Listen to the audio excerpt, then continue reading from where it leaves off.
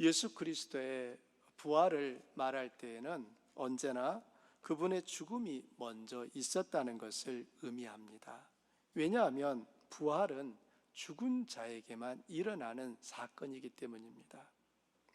오늘 본문에서 사도 바울은 예수 그리스도는 부활의 첫 열매라고 말합니다. 20절을 보시기 바랍니다. 그러나 이제 그리스도께서 죽은 자 가운데서 다시 살아나사 잠자는 자들의 첫 열매가 되셨도다. 농사를 지어보신 분들은 쉽게 첫 열매의 의미를 아실 텐데요, 첫 열매란 작물이 자라 열매를 맺는 과정에서 맨 먼저 처음으로 생산된 열매를 말합니다.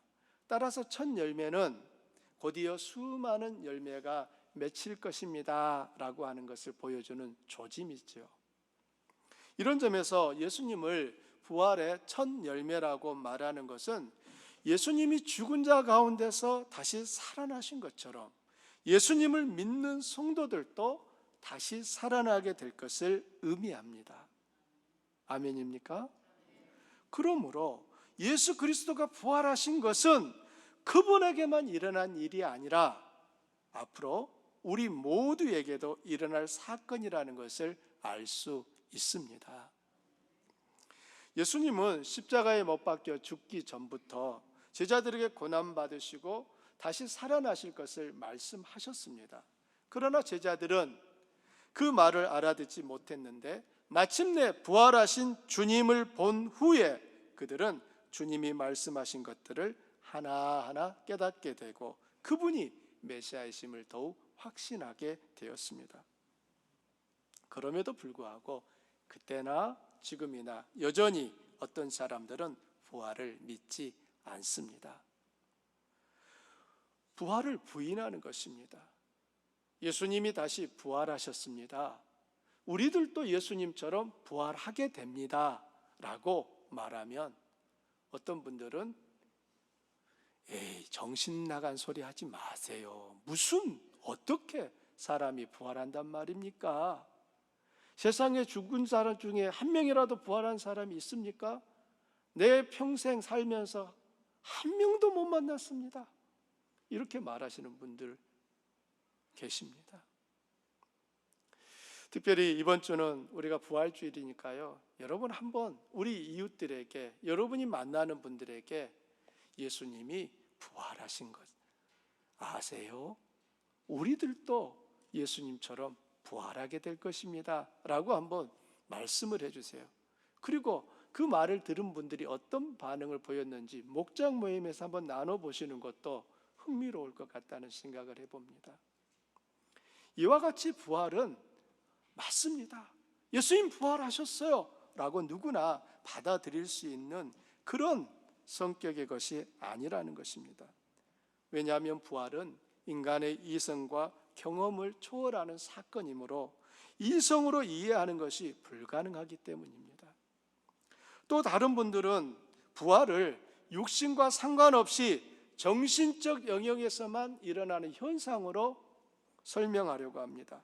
마치 어떤 사람의 사상이나 정신이 다음 세대에게 전수되어 꽃을 피운다면 그 사람이 곧 부활한 것이라고 이해하는 것입니다.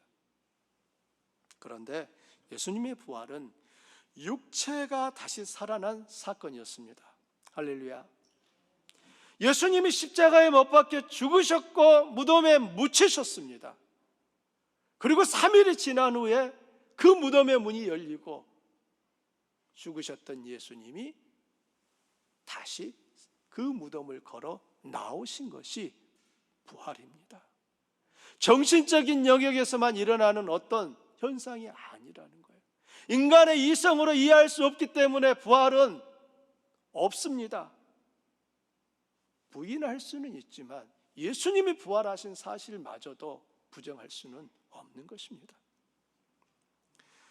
도무지 불가능한 일이 예수님에게 실제가 되는 것을 보며 제자들은 이분이 메시아며 하나님의 아들이심을 더 이상 의심하지 않게 되었습니다. 예수님의 부활이 있기에 사도 바울은 사망이 모든 사람에게 자연스러운 일이듯이 부활도 그렇다고 말하는 것입니다. 21절을 보실까요? 함께 읽습니다. 사망이 한 사람으로 말미암았으니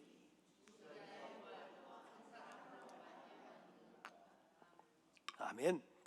사도 바울은 사망이 한 사람으로 시작되었듯이 부활도 한 사람으로 시작된다고 말합니다. 세상에 사망이 들어오도록 문을 열어준 사람은 아담입니다. 아담으로 인해 모든 사람이 죽게 되었습니다. 이제 막 엄마 뱃속에서 태어난 아기도, 아직 엄마 뱃속에 있는 아기도 온 인류가 반드시 죽게 되는 것은 아담이 지은 죄 때문입니다. 그런데 예수 그리스도는 인류의 모든 죄값을 대신하여 십자가에서 죽으시고 부활하심으로 모든 죽은 자가 다시 살아나도록 문을 열어주셨습니다. 바울은 이 일을 아담 안에서 모든 사람이 죽은 것 같이 그리스도 안에서 모든 사람이 삶을 얻으리라고 말합니다. 아담 안에서는 한 사람도 예외 없이 모두에게 저주와 사망이 기다리고 있다면 예수 그리스도 안에 있는 사람들에게는 더 이상 저주와 사망이 아닌 은혜와 생명이 기다리고 있는 것입니다. 그러므로 예수님 안에 사는 사람은 복 받은 사람입니다. 우리들이 이미 복 받은 사람입니다. 복은 예수님이 주시는, 하나님이 주시는 어떤 것이 아니라 하나님 그분이 가장 큰 복입니다. 하나님이 우리에게 주실 수 있는 최고의 선물, 가장 큰 선물은 무엇이었습니까? 예수님이었던 거예요. 따라서 우리들이 예수님을 믿고 있는 것은 하나님으로부터 가장 큰 복을 받은 사람들이라는 것을 기억하시기를 바랍니다. 이 세상에 사는 동안에도 하나님의 사랑과 은혜를 누리고 이 세상을 떠나는 순간에는 아버지의 나라에서 영원한 생명을 누리게 되는 것입니다. 저와 여러분은 제자들의 증언을 통해 주님이 십자가에 못 박혀 죽으신 것과 그 이유가 그분의 죄 때문이 아니라 우리의 죄, 나의 죄 때문이라는 것도 알고 있습니다. 그리고 주님이 죽음을 이기고 다시 사신 것은 나의 더러운 죄가 깨끗이 용서받았음을 확증한다는 것도 알고 있습니다. 그런데 우리가 이와 같은 특정한 교리나 공인된 사실을 지식으로 알고 있다고 해서 구원받는 것이 아니라는 것을 말씀드리고 싶습니다. 구원은 하나님의 말씀에 순종함으로써 받습니다. 믿음은 반드시 순종으로 표현되기 때문입니다. 어떤 분들은 내가 예수님에 대해서 많이 알고 있는 것을 믿음이라고 오해하십니다. 그러나 그것이 참 믿음인지 아닌지는 그가 말씀 앞에 순종하는지 안 하는지 그 반응을 보면 알 수 있습니다. 삭개오가 어떻게 구원받았는가를 떠올려 보십시오. 이 나무가 바로 삭개오 나무라고 부르는 그 나무예요. 여리고에서 저희들이 찍은 사진입니다. 그런데 삭개오가 올라갔던 바로 그 나무는 아니에요. 왜냐하면 이 나무 나이가 대략 지금 한 1000년 됐다고 하거든요. 삭개오가 올라갔던 그 나무가 돌무화과 나무였는데 이렇게 생겼습니다. 같은 종류의 나무인 것이죠. 저는 이 나무를 보기 전에 삭개오가 올라간 나무는 아주 작은 작달만한 나무인 줄 알았습니다. 그런데 가서 보니 이 돌무화과 나무가 꽤 크더라고요. 잎도 이렇게 무성해서 삭개오가 올라가 있으면 딱 숨기 안성맞춤인 그런 나무였습니다. 예수님은 나무 위에 있는 삭개오에게 이렇게 명령하셨습니다. 삭개오야, 속히 내려오라. 내가 오늘 내 집에 유하여야 하겠다. 이제 삭개오는 이 명령에 어떻게 반응할 것인지 선택해야 합니다. 예수님의 명령에 따른다는 것은 예수님이 주님이심을 인정한다는 뜻이지요. 그러나 삭개오가 명령을 거역한다면 그는 예수님을 주님으로 인정하지 않는다는 뜻입니다. 그는 명령을 따르기로 결정했습니다. 그는 재빨리 나무에서 내려와 예수님과 사도들을 집으로 영접합니다. 잠시 후 예수님을 위한 잔치가 벌어졌습니다. 여러분, 그날 누가 당황했을까요? 삭개오의 집에서. 그렇죠. 저도 그렇게 생각합니다. 갑자기 남편이 예고 없이 한 명, 두 명도 아니에요. 여러분, 예수님이 움직일 때는 기본 몇 명? 13명이에요. 기본 13명. 그러니 갑자기 대낮에 들이닥친 이 삭개오의 아내, 이 손님들을 보며 삭개오의 아내는 아마 당신 무슨 지금 어떻게 된 거야?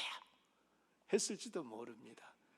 그러나 삭개오는 여보, 잔말 말고 빨리 음식 준비하세요. 그리고 잔치가 벌어진 것입니다. 그때 예수님이 말씀하셨습니다. 오늘 구원이 이 집에 이르렀다. 아무도 삭개오에게 구원이 무엇인지 설명하지 않았습니다. 어떻게 구원을 받는지 가르쳐주지 않았어요. 그런데 언제 삭개오가 구원받았습니까? 예수님은 분명히 오늘 구원이 이 집에 이르렀다라고 말씀하셨잖아요. 언제 삭개오가 구원을 받았을까요? 그가 주님께 순종했을 때입니다. 그가 나무에서 내려온 순간 그는 예수님을 자신의 주님으로 모신 것입니다. 같은 일이 세리 마태에게도 일어났습니다. 예수님은 마태를 부르실 때도 단지 명령하셨어요. 마태복음 9장 9절이에요. 예수께서 그곳을 떠나 지나가시다가 마태라 하는 사람이 세관에 앉아 있는 것을 보시고 이르시되 나를 따르라 하시니 일어나 따르니라. 지금 여기서 마태가 세관에 앉아 있었다는 것은 무엇을 의미합니까? 마태는 열심히 지금 자기 일을 하고 있는 거예요. 지금 시간이 남아서 빈둥거리는 게 아니라 열심히 자기 일을 하고 있었습니다. 그런 마태를 향해 지금 예수님이 어떻게 명령하셨습니까? 나를 따르라. 이것은 초대가 아니라 명령이에요. 예수님은 마태에게 언제 가능한지 묻거나 그때를 의논하지 않았어요. 오늘은 좀 바쁜 것 같은데 다음 기회 언제가 좋을까요, 마태 씨? 아니었어요. 주님은 나를 따르라 라고 명령하신 거예요. 이제 마태가 결정해야 됩니다. 따를 것인지 거역할 것인지. 마태는 그 명령에 순종했어요. 삭개오와 마태는 단순히 예수님에 관한 정보와 지식을 가지고 있는 것이 아니었습니다. 그들은 주님의 말씀에 순종했습니다. 그러나 예수님의 명령을 들은 모든 사람이 그 말씀에 순종한 것은 아닙니다. 어떤 부자 청년이 예수님께 찾아왔습니다. 선생님이여, 내가 무슨 선한 일을 하여야 영생을 얻으리까? 라고 물었어요. 예수님이 명령하셨습니다. 네가 온전하고자 할진대 네 소유를 팔아 가난한 자들에게 주고 그리고 와서 나를 따르라. 예수님은 애매하게 이해하기 어려운 말로 명령하신 것이 아닙니다. 예수님의 명령은 간결하고 분명했어요. 안타깝게도 이 청년은 집으로 돌아갔습니다. 명령을 이해하지 못해서일까요?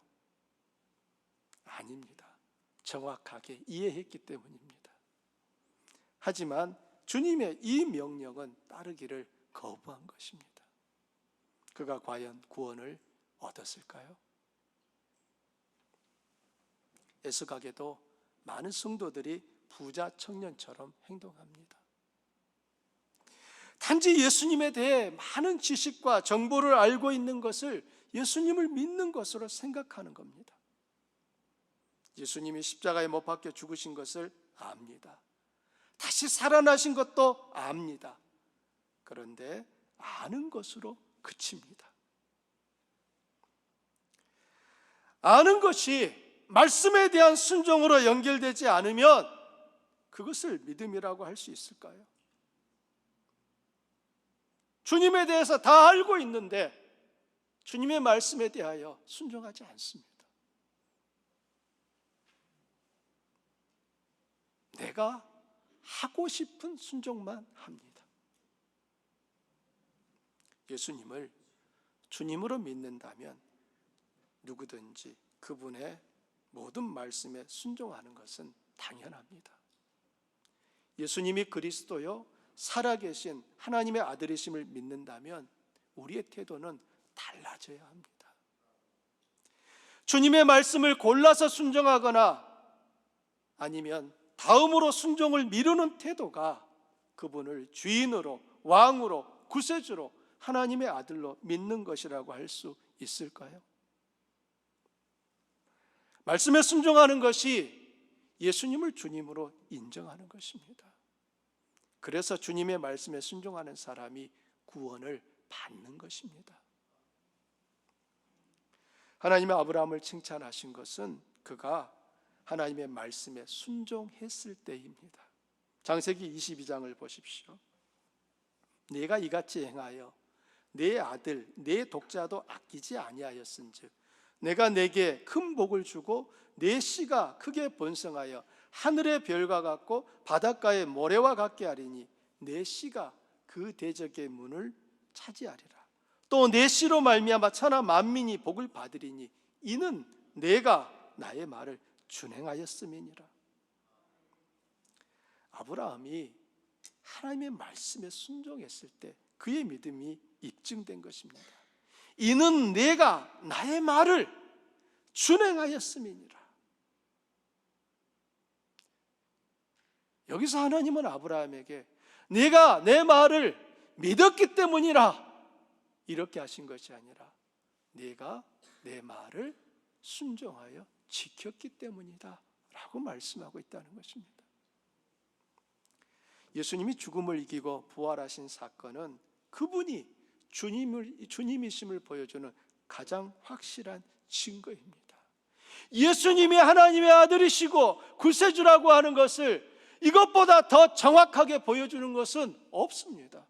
예수님이 병도 고치셨어요. 수많은 사람들이 예수님 앞에 와서 나음을 입었습니다. 귀신도 쫓겨났습니다. 죽은 자도 살아났습니다. 그러나 예수님이 하나님의 아들이심을 부인할 수 없는, 예수님이 십자가에 못 박혀 죽으실 때 다 도망쳤던 제자들이 더 이상 예수님에게서 떠나지 아니하고 그분을 위하여 기꺼이 목숨을 내어드리기를 결단했을 때는 언제였습니까? 부활하신 주님을 만난 후였습니다. 그러므로 예수님이 십자가에 죽으시고 무덤에 장사되고 다시 그 무덤에서 살아나신 이 일은 예수 그리스도가 하나님의 아들이라고 하는 것을 부인할 수 없는 가장 명확한 증거인 것입니다. 이 사실을 바울은 다음과 같이 말합니다. 로마서 14장 말씀인데요, 우리 중에 누구든지 자기를 위하여 사는 자가 없고 자기를 위하여 죽는 자도 없도다. 우리가 살아도 주를 위하여 살고 죽어도 주를 위하여 죽나니 그러므로 사나 죽으나 우리가 주의 것이로다. 이를 위하여 그리스도께서 죽었다가 다시 살아나셨으니 곧 죽은 자와 산 자의 주가 되려 하심이라. 예수님이 죽었다가 다시 살아나신 이 일은 죽은 자와 산 자의 주인이 되기 위함이라고 말하는 것이에요. 우리는 예수님이 우리 죄를 위하여 죽으셨다는 말을 자주 합니다. 그러나 이것은 우리 편에서 하는 말이에요. 그분이 죽으시고 다시 사신 이유는 바울의 말을 빌리면 우리 모두의 주인이 되시려는 것입니다. 바울은 이 점을 고린도후서 5장 15절에서 보다 자세히 설명하고 있습니다. 그가 모든 사람을 대신하여 죽으심은 살아있는 자들로 하여금 다시는 그들 자신을 위하여 살지 않고 오직 그들을 위하여 죽었다가 다시 살아나신 이를 위하여 살게 하려 함이니라. 그렇습니다. 우리가 사는 이유는 이제 우리 자신을 위해서 사는 것이 아니라 주님을 위해서입니다. 구원이란 흑암의 권세에서 건져내어 그의 사랑의 아들의 나라로 옮겨진 것입니다. 사단의 지배를 받던 사람이 예수 그리스도의 지배 아래로 옮겨지는 것이 구원입니다. 따라서 구원받은 것은 사단의 지배에서 벗어났기에 내가 좋아하는 것은 무엇이든지 할 수 있다는 의미가 아니라 하나님 나라의 백성이 되었으므로 왕이신 주님의 다스림을 받으며 그분의 계획과 소원을 따라 살아야 하는 것을 의미하는 것이 구원받았다는 거예요. 많은 성도들이 경건 생활을 마치 예수님을 위해서 무언가를 해드리는 것으로 착각하는 것 같습니다. 예수님을 위해서 예배를 드려드리고, 예수님을 위해서 헌금을 드려주고, 예수님을 위해서 전도해드리고, 예수님을 위해서 봉사해드리고 섬기는 것으로 생각합니다. 그런데 사실은 반대예요. 주님의 명령에 순종하는 것은 우리의 의무입니다. 그분이 우리의 주님이시기 때문에 순종하는 사람이 착한 종이라면 불순종하는 사람은 악한 종입니다. 주님의 말씀 앞에서 우리가 선택할 수 있는 것은 순종할 것인지 불순종할 것인지 이거밖에 없어요. 주님, 저하고 좀 거래를 하시지요. 지금 제게 말씀하신 것은 제가 감당하기에 너무 버겁습니다. 그러니 이거 절반으로 좀 줄여주시면 어떠겠습니까? 이건 종의 태도가 아니지요. 그런 태도라면 예수님을 주님으로, 주인으로 인정하고 있는 것이 아닌 것입니다. 우리가 예수님을 주님으로 모신다는 것은 내가 가진 모든 소유를 주님의 것이라고 소유권을 이전하는 것입니다. 내 힘, 내 능력, 재능, 소유, 통장, 내 생명까지도 내 것이 아니라 예수님의 것입니다. 이제 예수님이 주인이기 때문에 그분이 필요하다고 할 때는 언제든지 그것들을 포기해야 하는 것입니다. 그것이 진실로 예수님을 주님으로 인정하는 것입니다. 내 마음속에 예수님을 나의 구주로 믿겠다고 고백하는 것은 바로 나의 주인이 예수님 당신이십니다 라고 고백하는 것이지요. 그렇다면 내가 지금 가지고 있는 모든 것은 주님이 우리에게 잠깐 동안 사용하도록 맡기신 것임을 기억해야 합니다. 우리가 시간을 드리고 헌금을 드리고 재능과 헌신을 드리고 가정문을 열어서 형제 자매들을 맞이하는 것은 무언가 특별한 일을 한 것이 아니라 당연한 일을 한 것입니다. 왜냐하면 그 모든 것이 주님께 드려졌기 때문입니다. 오히려 섬길 수 있는 기회를 주신 것에 감사해야 합니다. 우리에게는 아무 권리가 없어요. 예수 그리스도께서 우리를 사셨고 우리가 소유한 모든 것이 그분의 것이기 때문입니다. 종은 주인에게 이것저것을 하십시오 라고 말할 수 없습니다. 그 대신 주인님, 제가 무엇을 하기를 원하십니까? 라고 묻습니다. 종의 기쁨은 주인이 만족스러워하는 것을 보는 것입니다. 여러분이 구원받은 증거는 무엇입니까? 성경의 이런저런 지식을 알고 기억하는 것일까요? 주님의 명령에 순종하는 것입니다. 주님은 우리에게 사랑하라고 명령하셨습니다. 4월달 암송 말씀 기억나시죠? 구원받은 가장 명확한 증거는 사랑이에요. 사랑은 구원받았는지 아닌지를 가리는 시금석입니다. 사도 요한의 말을 다시 들어보십시오. 여러분 함께 읽어보실까요? 사랑하는 자들아, 우리가 서로 사랑하자. 사랑은 하나님께 속한 것이니 사랑하는 자마다 하나님께로 나아서 하나님을 알고 사랑하지 아니하는 자는 하나님을 알지 못하나니 이는 하나님은 사랑이심이라. 아멘. 하나님은 우리에게 서로 사랑하라고 명령하고 계십니다. 여기서 중요한 것은 서로 사랑하는 거예요. 한 사람만 사랑하는 것이 아닙니다. 나만 사랑하거나 너만 사랑하는 것은 하나님이 요구하시는, 명령하시는 사랑의 모습이 아니에요. 하나님이 명령하신 사랑은 서로 사랑하는 것입니다. 하나님이 사랑이시기 때문에 하나님께 속한 자는 서로 사랑하는 것이 마땅하다는 것입니다. 오히려 사랑하지 아니하는 자는 하나님께 속한 사람이 아니라고 말하고 있잖아요. 구원은 흑암의 권세로부터 벗어나 하나님의 다스림 아래로 들어가는 것이라고 말씀드렸습니다. 그렇다면 구원받은 사람은 하나님을 닮아야 합니다. 하나님이 우리를 사랑하신 것처럼 우리도 서로 사랑해야 합니다. 요한은 또 이렇게 말합니다. 우리가 형제를 사랑함으로 사망에서 생명으로 들어간 줄을 알거니와 사랑하지 아니하는 자는 사망에 거하느니라. 다음 말씀 보여주세요. 우리가 형제를 사랑함으로 사망에서 생명으로 들어간 줄을 알거니와 사랑하지 아니하는 자는 사망에 거하느니라.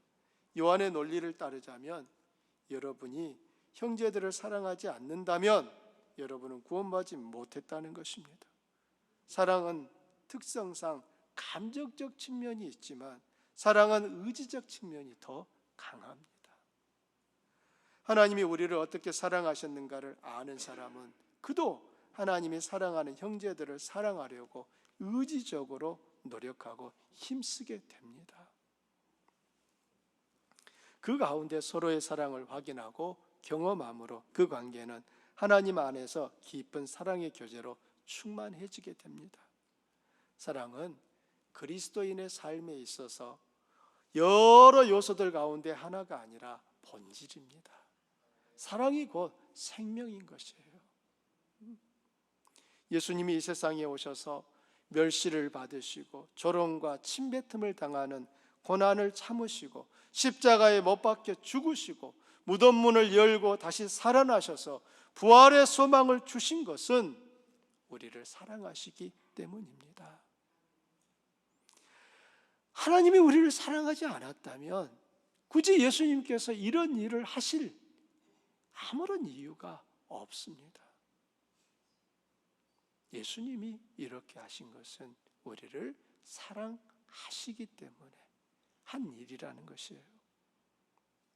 만일 우리에게 은사는 있으나 사랑이 없다면 어떻게 될까요? 예언도 할 수 있고 방언도 하죠. 병도 고치죠. 환상도 보지요. 대단합니다. 그런데 사랑이 없습니다. 어떻게 될까요? 예수님은 결코 그의 은사들로 그들을 알리라 라고 말하지 않았어요. 예수님은 그의 열매로 그들을 알리라고 말씀하셨습니다. 은사는 그 사람이 얼마나 영적으로 성숙한가와 비례하지 않아요. 많은 성도들이 이걸 오해하시더라고요. 어떤 분이 은사가 있으면 야, 저분은 영적으로 굉장히 신령한가 봐. 영적으로 굉장히 깊은가 봐. 이렇게 생각하는데요. 여러분, 그렇지 않습니다. 은사는 성숙한가와 비례하지 않아요. 은사는 말 그대로 선물이에요. 받는 사람에게 달린 것이 아니라 주시는 분에게 달려 있어요. 하나님이 주고자 하면은 주시는 거예요. 여러분, 다윗을 죽이려고 했던 사울도 예언을 했습니다. 그러니 속담이 야, 선지자 중에 사울도 있냐? 이 말을 했던 거예요. 예언도 했던 사울이 하나님의 뜻을 거역하잖아요. 사랑하는 성도입니다. 하지만 성령의 열매는 항상 그 사람의 영적 성숙에 비례합니다. 많은 분들이 사랑은 은사라고 생각합니다. 그래서 자기에게 사랑이 없는 것은 은사를 받지 않아서라고 애써 변명하는 거예요. 내게 사랑이 없는 것은 하나님이 사랑의 은사를 주시지 않아서야, 이렇게 변명해요. 하지만 바울의 말은 다릅니다. 여러분 말씀 읽어보실까요? 오직 성령의 열매는 사랑과 희락과 화평과 오래 참음과 자비와 양성과 충성과 온유와 절제니. 여기에 분명히 말하고 있어요. 사랑은 성령의 열매입니다. 사랑은 하나님을 사랑하고 예수님을 믿는 사람들에게서 나타나는 일반적인 현상인 거예요. 하나님이 어떤 특정한 몇몇 사람에게만 주신 은사가 아니라는 것입니다. 그러므로 우리는 서로 사랑할 수 있고 서로 사랑하는 것이 마땅합니다. 하나님이 견딜 수 없는 것은 하나님을 사랑한다고 하는데 사랑하지, 다른 형제를, 자매를 사랑하지 않는 것입니다. 하나님은 사랑하는데 형제를 용서하지 않는 것입니다. 하나님은 사랑하는데 형제를 섬기거나 그를 위하여 수고하지 않습니다. 하나님은 그를 뭐라고 하실까요? 내가 너를 토해 내리라 라고 말씀하십니다. 이건 하나님을 사랑하는 모습이 아니라는 것입니다. 하나님의 본질이 사랑인데요, 하나님이 사랑하셔서 십자가에 죽으셨고 하나님이 사랑하셔서 부활하셨는데요, 그 사실을 알고 있는 나는 여전히 사랑하려고 하지 않아요. 사랑해야 한다는 것을 알고 있어요. 그런데도 순종하지 않아요.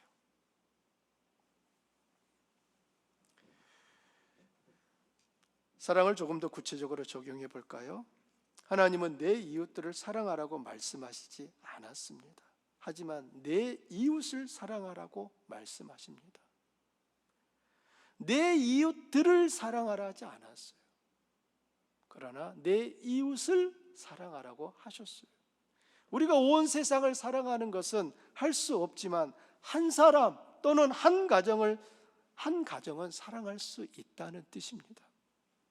처음에는 그 가정을 위해 기도하는 것부터 시작하십시오. 다음에는 그들의 영적인, 물질적인, 정신적 문제들과 그들이 처한 공경을 살피며 친구가 되는 일로 나아가는 것입니다. 그의 삶의 자리에 함께 서주는 것입니다. 인도 캘커타에서 평생을 바쳐 빈민과 병자와 죽어가는 사람들을 섬긴 마더 테레사입니다. 이분이 쓴 시 중에 한 번에 한 사람이라고 하는 시를 소개하고자 합니다. 한 번에 한 사람, 나는 결코 대중을 구원하려고 하지 않는다. 나는 다만 한 개인을 바라볼 뿐이다. 나는 한 번에 단지 한 사람만을 사랑할 수 있다. 한 번에 단지 한 사람만을 껴안을 수 있다. 단지 한 사람, 한 사람, 한 사람씩만. 따라서 당신도 시작하고 나도 시작하는 것이다. 나는 한 사람을 붙잡는다. 만일 내가 그 사람을 붙잡지 않았다면 나는 42,000명을 붙잡지 못했을 것이다. 모든 노력은 단지 바다에 붓는 한 방울 물과 같다. 하지만 만일 내가 그 한 방울의 물을 붓지 않았다면 바다는 그 한 방울만큼 줄어들 것이다. 당신에게도 마찬가지다. 당신의 가족에게도, 당신이 다니는 교회에서도 마찬가지다. 단지 시작하는 것이다. 한 번에 한 사람씩. 사랑하는 주한 가족 여러분, 손에 성경책을 들고 다니는 것으로 만족하지 마십시오. 예수님이 누구신지, 그분이 무슨 일을 하셨는지 아는 것으로 구원받았다고 생각하지 마십시오. 예수님이 십자가에서 죽으시고 다시 살아나신 것은 우리의 주가 되시기 위함입니다. 그래서 하늘의 천사도 땅에 있는 모든 나라와 권세자들도 그분의 발 아래 엎드려 복종하는 것입니다. 여러분은 예수님이 죽은 자 가운데서 다시 살아나신 하나님의 아들이며 그리스도이심을 믿으십니까? 그렇다면 우리 역시 그분의 발 아래 엎드려 복종해야 하며 주님의 뜻을 행하는 일에 열심을 내야 합니다. 우리에게는 부활의 소망이 남아 있습니다. 어느 날 우리 주님이 부활하신 것처럼 우리도 다시 살아나게 될 것입니다. 예수 그리스도는 십자가에 죽으시고 다시 살아나 만유의 주가 되셨습니다. 이제 주님의 백성된 우리의 삶도 그분께 온전히 순종함으로 예수님이 주인이심을 나타내는 삶이 되기를 바랍니다. 우리 함께